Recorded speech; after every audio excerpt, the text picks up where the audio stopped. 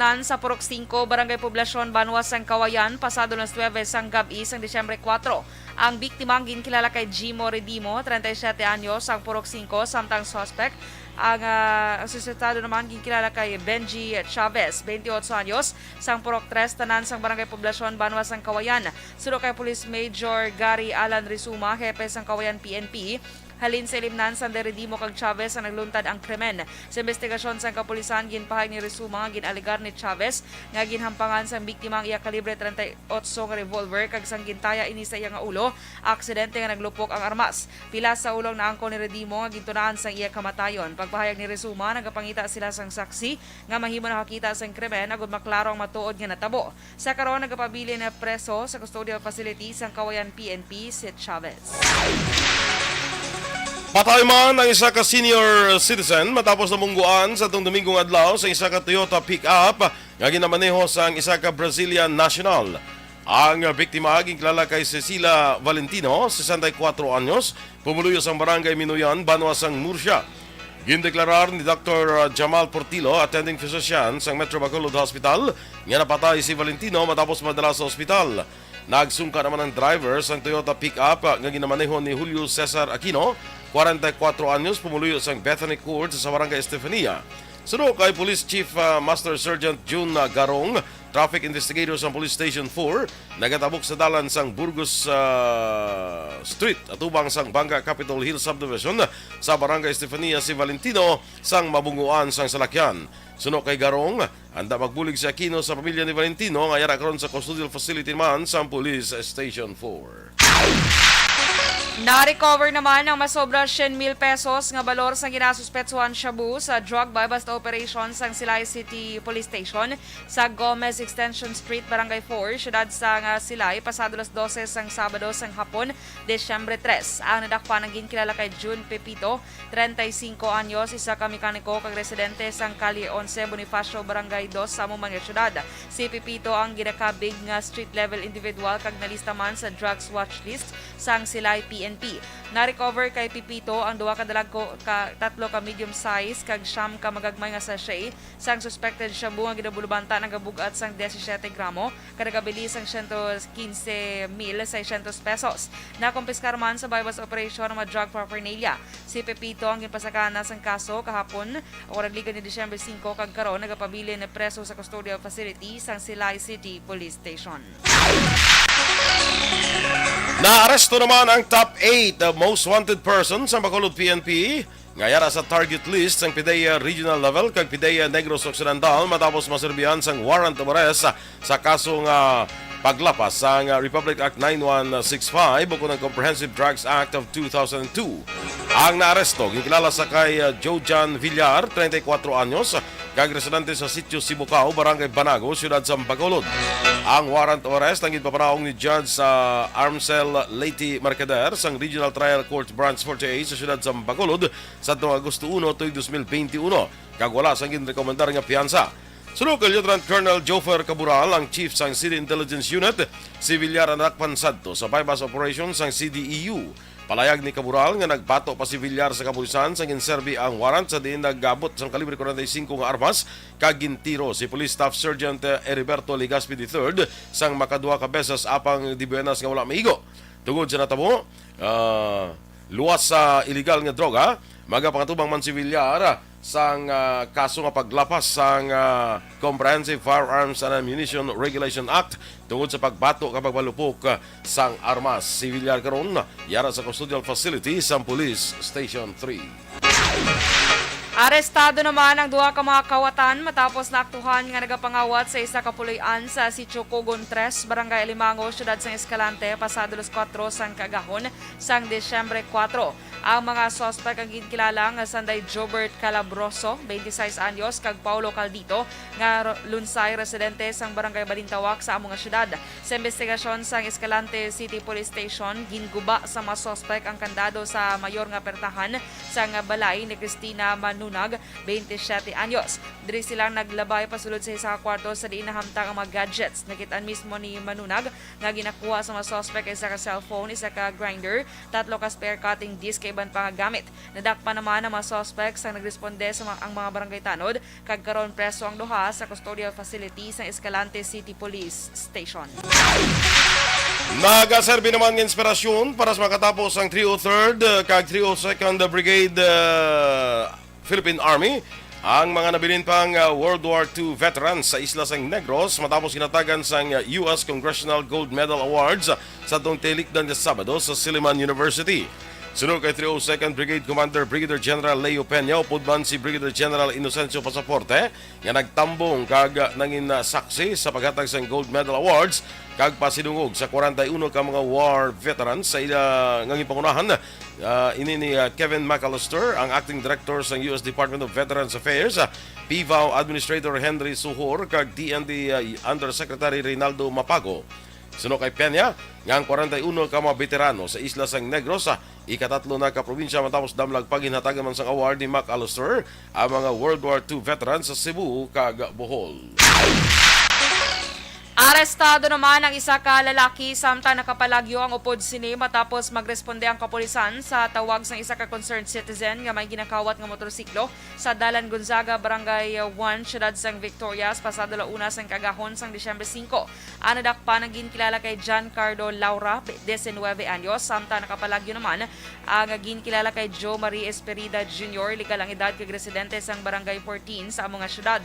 Sanday Laura kag Esperida ang nagkawat sa isa ka unit sang Honda XRM nga motorsiklo nga nagapondo sa guwasang balay sang Tag-iya. Ginkilala naman kay Jenibeth Dio, 28 anyos.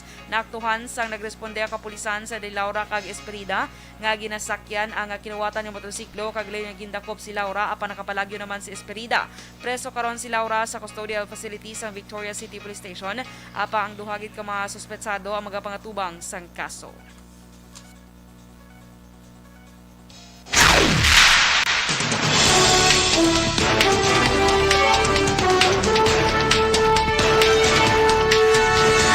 Action Radio Philippine Standard Time, 8 minutos na nagaligad sa takna ng alas 6. Presidente Marcos nagpromesa nga solusyonan ang kakulang sang pabalay sa pungsod. Samtang 42 ka mga katapos ang kaap, ginpaydalom sa high alert bangod sa holiday rush. Ang detalye sa mga balita nasyonal sa magbalik sang aksyon, Balitang Bayan numero 1. Kag sa aton maka-aksyon dira sa panahon. Pag champion ang ginamit mo, may pagkakataon kang maging milyonaryo.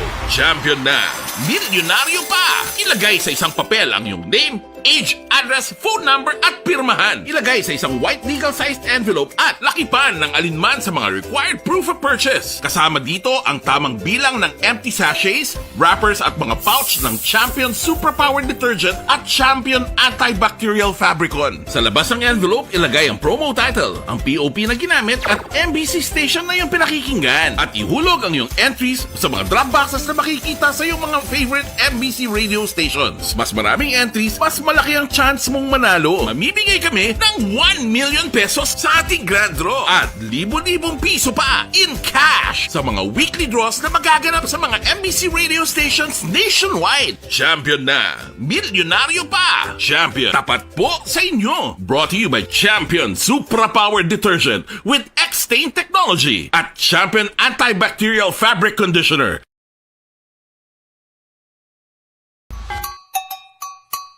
Puwerte nga ability! Kasaysayan nga gipadala sang atong mga tagpalamati sa matag adlaw nga pagpangabuhi. Suno sa ila abilidad kag kun anuman nga mga diskarte nga mabuhi, maayo man o kun hindi. Ang tawo may abilidad. Kung imo inisaksihan kag panilagan ang ability, duna kag yara nga daan sa halos tanan. Kung ano man ang imo abilidad o kung diskarte sa kabuhi, magpamati sini nga palatuntunan kay mahimo ang imo abilidad kag diskarte, hindi na makapaayo sa sinuman kag inihalit na nga imo pagahinulsulan. Puwerte nga ability, kada hapon pagkatapos ng drama, Timbangan sang Katarungan.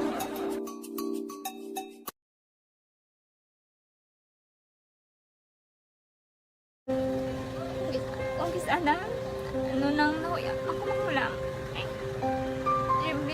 pigado. Tapos, kay, ano ko sila, madisurbo ko sila lang. Tapos kita, kakulbaan ko kay, basi, hindi ko mapasar kay.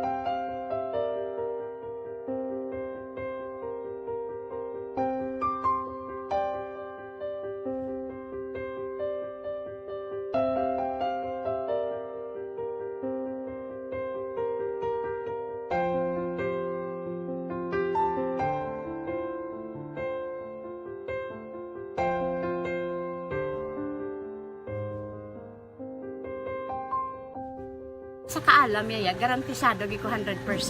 Pero ang kapigaduhon, ang maginanggaduso, nga do, hindi yagin matuman ang handog niya. Pero permedi siya, gaano sa Ang inyo? permit gid siya, kaya hinablos ko siya. Pero Oo. bali, hindi man ko kabulig siya financially. Tisa mo na lang nga paagi, kagisa, kung kisa, bibi, kung magdunganay kami sa motor sa ako, plate, gamay lang nga bagay. Gawlam sa kano sa imo cellphone, sa imo Nahulam sa cellphone ko, pero kung kisa, hindi ko mamapulam. Kami hinablos man ko ba online man. Oo. Ikinanglan niya man ang cellphone, kisa ga complex sila nga duwa. But so, ikaw nagpadala sang message Oo, para sa ako ano. nagpadala sang Kasi wala message. man siya magamit, no? Hmm. Pero sang last time, ginabantayan nyo gidman ang result na. Oo, pero may kuya ga monitor sa result kami si mama kasi si papa si buong ko. Bantayan niyo da kung kapang laba ko, bantayan niyo gidayang ang babatian niyo kung nadala kami ko kunwari sang nag-confirm na sa akon nga kung ano address ko. Doon nalipay nagid ko kay basta ko nadala nagid kami nga may pamangkot pag daw. Oo. Kakabudlagid kun online, mas lami sa nga face to face kay kami dahil wala kami connection kay pigado lang kami tas nabudlayan sa mga gadget pero si Bong piyapin ako okay na miskilan ako Okay, tapos kagad. gusto ko makatapos sa eskwela biskaan may COVID pa tapos kami Tapos sa may maskila. Last time, ang na do medyo emotional ka kay gaabal mo gapanghulam ka lang phone. Anong gakatabo kung maghulam ka lang, ano, kung magklase di? kung kisana ano lang nakuya ako makulang may pigado tas kay ano ko sila madisurbo ko sila lang tapos kita kakulbaan ko kay basi hindi ko mapasar kay wala ko ano hindi ko per may makamit tapos kakulbaan ko per may kung mag-test kay may time limit tapos ang connection pa dan per may sakon kag hindi ko masyado makita kay isa blurred man ang cellphone niya mga ginagamit ko siya wala sa kakulbaan ko per may basi hindi mo ko madala sa tab siyempre kay isang bigado lang basta kung nadala lang ko sa tab happy na ako. Minising sa high school honors student ka. Yes. Ano kung hatap ang... What? Ikaw ginang valedictorian. Message ko sa mga pigado na hindi ka mo mawadan sang paglaong kag always ka mo pray kay God nga may mga tawag nga mabulig sa inyo. Biskan pigado lang ka mo ka. Hindi nyo git pag-underestimate ang inyong self. Nga biskan pigado lang ka mo busilingon hindi na ka mo ka pagkatapos sa eskwela. Do ang pagkapigado hindi na sa rason para makauntat ka mo sa mga eskwela damo kaya paraan kag kung magsalig lang ka mo kag sige-sige lang ka mo pray kay God may madamo kaya nga tao nga mabulig sa inyo.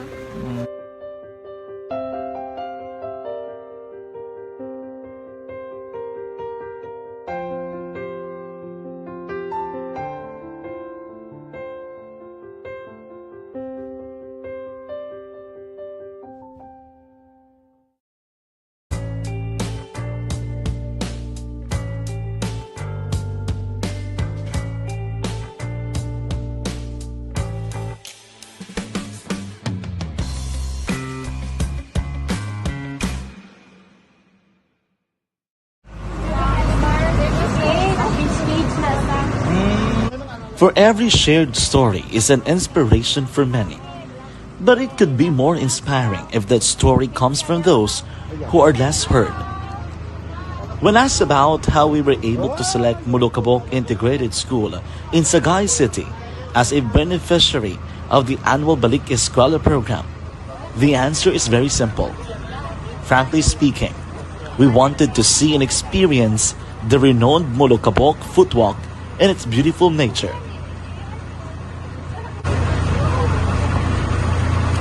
Upon entering the school, we were welcomed by beautiful smiles and warm hearts, silently expressing their gratitudes. At the venue, learners and teachers who are working hand in hand for a better future are excited to enjoy and participate. Parents are also lining up to avail free medical checkup and medicines.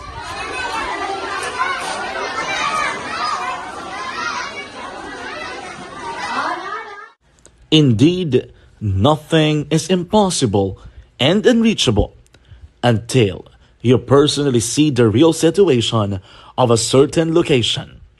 The 30-minute boat ride seems to be a few distance walk because of the satisfaction and fulfillment we have in our hearts.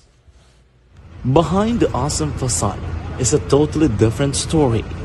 An island community which cannot easily be reached by humanitarian services because of its far location.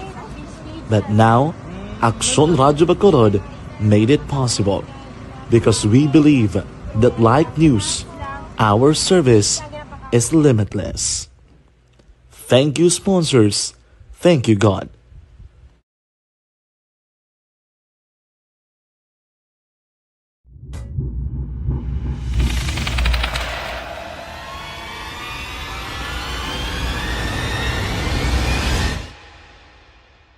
Umbra!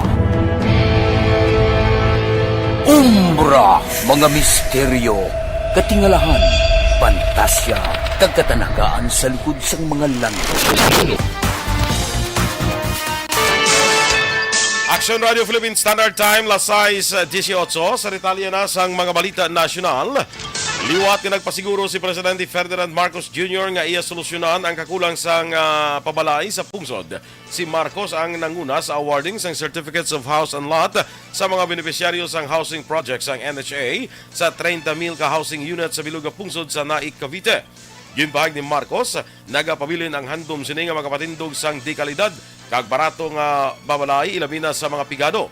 Ginpangabay ni Marcos ang NHA kay iban nga ahensya sang gobyerno kag mga stakeholders nga padayuno ang paghatag sa publiko sang ilistaran lakip man ang oportunidad para makatrabaho.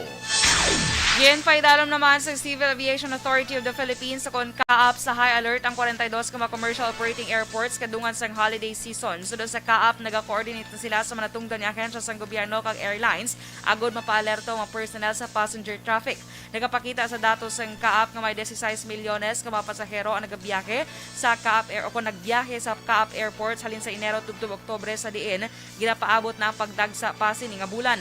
May 5.136 milyones ang record nga pasahero nga nagbiyahe halin Enero padulong Disyembre nagligay na tuig 2021 sa diin masobra 1 milyon dire ang record sa bulan lang sang Disyembre.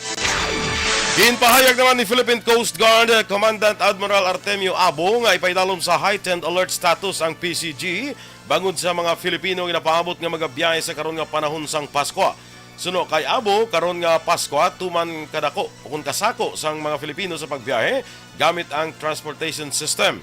Dunga pa ni Abo, yara mga Coast Guard personnel sa Biluga Pungsod nga paidalom sa heightened alert status. Pahayag pa ni Abo, may 25,000 ka mga personnel ang iga-deploy sa Biluga Pungsod para sa sining panahon sang Pasko. Ginapanumdum sang PCG ang matag-iya sa mga barko nga siguruhon nga yara sa maayo nga kondisyon ang ilang mga sakayan pandagat para sa kaluwasan sa mga pasahero kag sang mga crew. Ginaprobahan naman sa Kamara sa third kag final reading ang hagna nga nagatukod sa Virology and Vaccines Institute of the Philippines o kon VVIP, isa sa mga prioridad o kon priority nga measures ang Marcos administration tungod man sa pamahog sa COVID-19 pandemic. Ining na-develop matapos nga kuha sang 216 nga yes ka mga boto, kaga 0 naman ang nag-no, kag 0 man ang abstention sa House Bill number 6452 sa Lunes o kon sa Lunes sa plenary session. Nasaad sa House Bill 6452 nga ang VVIP nga isa ka attached agency sa nga Department of Science and Technology o kon DOST ang magaserbe nga Premier Research and Development Institute sa patag sang virology nga nagasakop sa tanan nga sahi sang viruses kag viral diseases sa tanom, sapat kag tawo. Nagpangabay naman ang Action for Consumerism and Transparency in Nation Building sa National Bureau of Investigation nga umpisa na ang pagbungkag kag pag-aresto sa mga kriminal nga yara sa likod sang tax scams sa pungsod. Apila ini sang grupo sa nagilapit nga implementasyon sang SIM Card Registration Act nga una na ginpirmahan ni Presidente Ferdinand Bongbong Marcos Jr.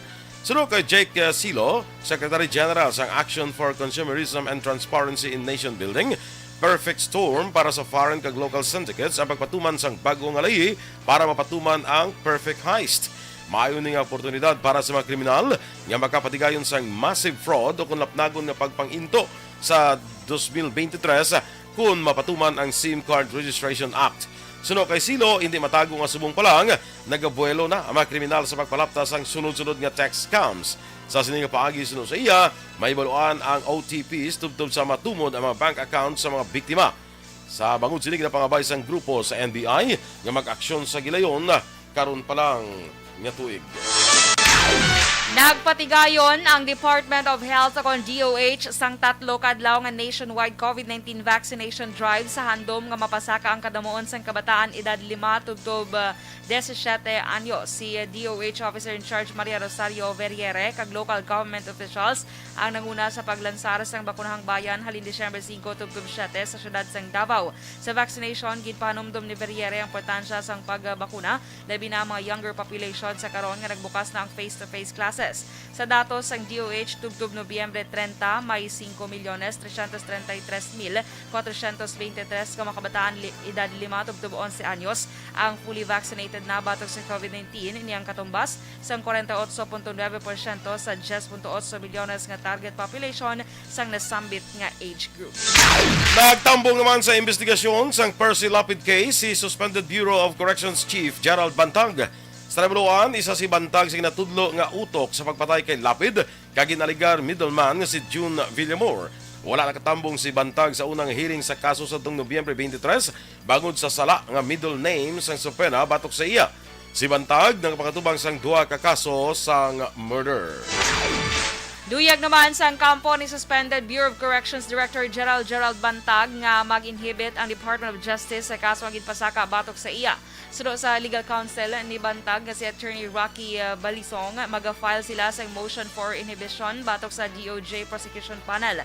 Suno kay Balisong, salary grade 30 si Bantag, rason nga ang ombudsman ang may jurisdiction sa iya. Sa piyak sinigin basura gilayon ni Justice Secretary Jesus Crispin Rimulya ang luyag sa kampo ni Bantag kag ginpahayag ang DOJ ang isa ka executive branch kag hindi judicial.